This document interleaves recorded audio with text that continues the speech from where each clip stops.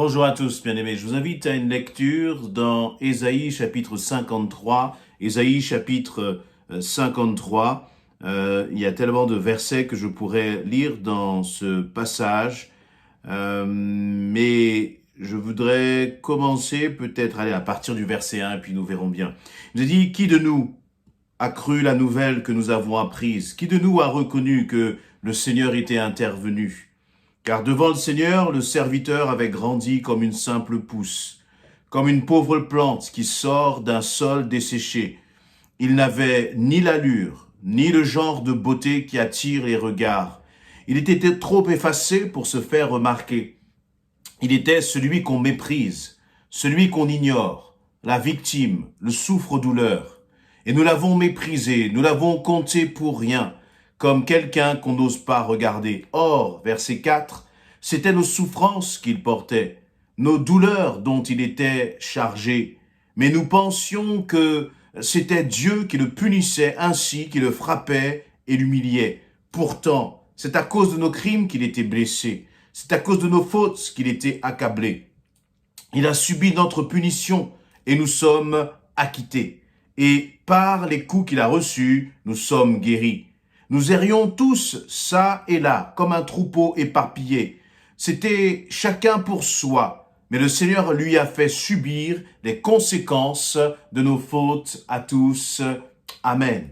Dans ce passage qui est donc une des prophéties qui a été révélée par l'Éternel au prophète Ésaïe, cette prophétie elle nous parle bien sûr de celui qui a porté nos souffrances, de celui qui a porté nos douleurs. Elle nous parle donc de Jésus-Christ. Cette prophétie a été écrite 500, 600, plusieurs siècles donc avant la naissance, avant la venue de Jésus-Christ sur terre. Et peut-être très certainement qu'au moment où cette prophétie-là a été donnée, on ne réalisait pas pleinement de qui il était parler là. Mais lorsque Jésus est venu, lorsqu'il est passé par la croix, eh bien l'homme a réalisé, ou certains ont réalisé, que cette prophétie d'Ésaïe, eh bien, elle parle de Jésus-Christ. Et que nous est-il dit là? Il nous est décrit comment Jésus allait venir. Jésus allait venir, il nous est dit là, comme une simple pousse, comme une pauvre plante qui sort d'un sol desséché. Imaginez quelques instants, une plante qui sort d'un sol desséché, une pauvre plante. On voyait peut-être Jésus lorsqu'on le regardait physiquement comme étant, quelqu'un qui n'en imposait pas, comme l'on dit, quelqu'un qui n'impressionnait pas, quelqu'un qui, lorsqu'on posait son regard sur lui, on pouvait même avoir un regard dédaigneux sur Jésus. Et pourtant, il était venu pour accomplir la mission que personne d'autre ne pouvait remplir. Tous les sacrifices que le peuple de Dieu, que le peuple d'Israël a apportés dans l'Ancien Testament, les sacrifices de sang, des bêtes qu'ils ont apportés, tout cela ne pouvait pas suffire pour effacer nos fautes, pour effacer nos erreurs, pour effacer toutes nos faiblesses. Et le sacrifice parfait ne pouvait être qu'à travers Jésus-Christ. Et celui qui était considéré comme faible aux yeux des hommes, en fait, il est fils de Dieu, il est le Tout-Puissant, mais il avait décidé de revêtir justement, de venir avec cette simplicité, de venir avec cette humilité, afin que l'homme ne soit pas attaché à l'apparence, mais que nous puissions réaliser réellement qui il était. Il nous est dit là dans ce verset 3, nous l'avons méprisé, nous l'avons compté pour rien, comme quelqu'un qu'on n'ose pas regarder. Quelle est la place de Jésus-Christ aujourd'hui dans ta vie? Est-ce que tu as toujours, même si dans ton vocabulaire, dans ton attitude, tu as l'impression de ne pas mépriser Jésus-Christ, mais je crois que simplement de ne pas donner à Jésus-Christ la première place dans notre vie, c'est une façon de le mépriser. Et ce que Jésus veut, c'est qu'il soit, que tu le places en tout premier dans sa vie. Ce que Jésus veut, c'est que tu réalises combien il a porté justement ta souffrance, combien il a porté tes douleurs, combien il a porté justement tes peines, et que en lui, tu peux trouver justement tout ce dont tu as besoin. En Jésus-Christ, tu peux trouver la paix. En Jésus-Christ, tu peux trouver le chemin qui mène vers l'éternité. Verset 5, il nous est dit, pourtant, c'est à cause de nos crimes que Jésus-Christ a été blessé. Mais c'est donc important de réaliser que je suis un criminel. Tu es un criminel. Criminel non pas parce que tu as tué quelqu'un, mais criminel, nous avons commis des fautes, nous avons commis des crimes à travers nos mensonges, à travers notre façon de penser qui n'était pas conforme à ce que Dieu veut. Mais Dieu ne veut pas justement que tu sois dans une forme de culpabilité et de condamnation. Mais il veut te sortir de cette condamnation. C'est important de réaliser que mes actes, que mes fautes me condamnent. Mais qu'il y en a un justement qui s'appelle Jésus-Christ, qui a payé le prix. Et c'est extraordinaire de voir que sa venue avait été annoncée des centaines d'années avant, comme je le disais là. Il est important de réaliser que pour toutes tes fautes, pour toutes tes peines, pour tout ce que tu as commis, pour toutes ces fautes qui t'accablent, eh bien Jésus est venu et qu'il a payé le prix. Il a subi, il nous est dit au verset 5, ta punition pour que tu sois acquitté.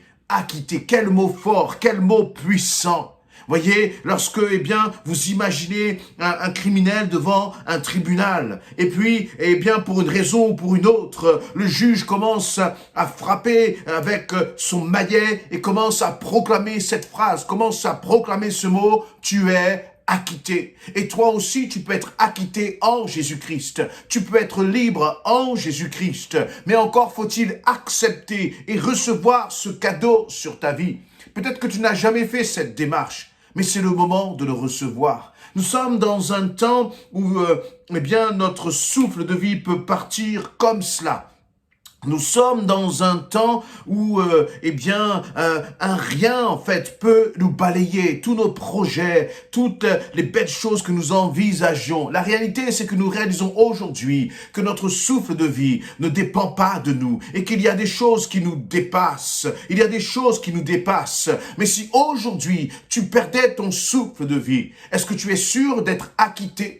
Est-ce que tu es sûr de la direction dans laquelle, justement, la direction que tu prendrais aujourd'hui? Si tu n'as pas cette certitude, je t'invite vraiment, je te supplie vraiment d'accepter ce sacrifice de Jésus-Christ, d'accepter cet amour que Jésus-Christ a manifesté pour toi en se donnant à la croix, en se donnant à la croix. Au verset 6, il va dire, nous errions tous ça et là comme un troupeau éparpillé. Quel est le sens de ta vie? Quel est le but de ta vie? N'as-tu pas l'impression d'errer sans but? Si c'est simplement de travailler, si c'est simplement d'avoir une belle maison, le problème, c'est que tout cela est bien sûr intéressant, mais tout cela aura une fin.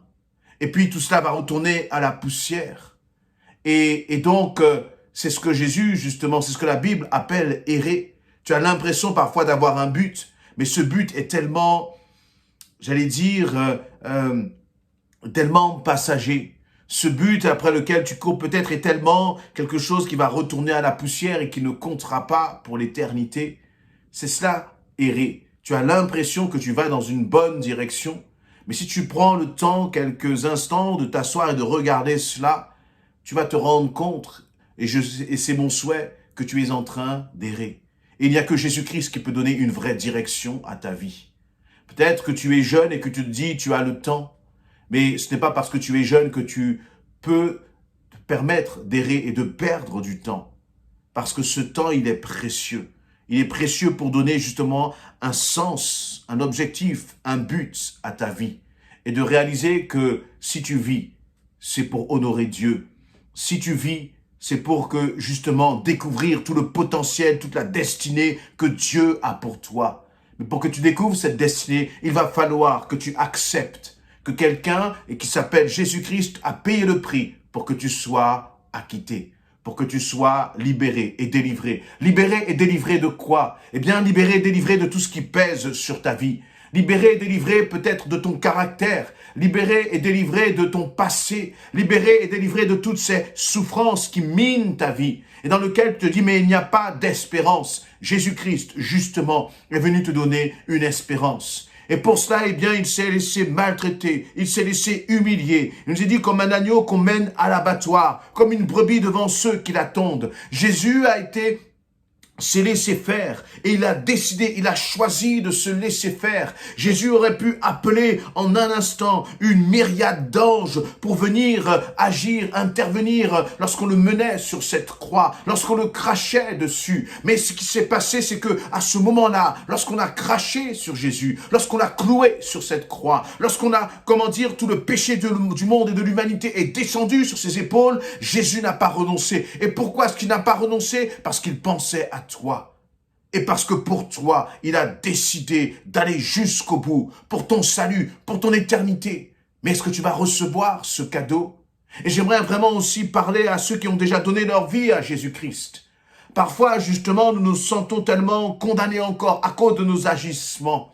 Ne te laisse pas condamner. Mais si tu sens que tu t'es desséché, si tu sens que tu t'es éloigné, reviens à Jésus-Christ. Reviens à celui qui s'est humilié. Reviens à celui qui s'est laissé maltraiter pour toi. Reviens à lui. Et Jésus ne demande que cela, que tu reviennes dans ses bras d'amour. Si tu t'es éloigné, ok, tu as fait une erreur, d'accord, mais ne persiste pas dans cette erreur et reviens à Jésus-Christ. Parce que le prix qu'il a payé est capable justement d'effacer toutes tes erreurs, d'effacer tous tes revirements et de briser la condamnation qui était revenue sur ta vie. Christ te libère.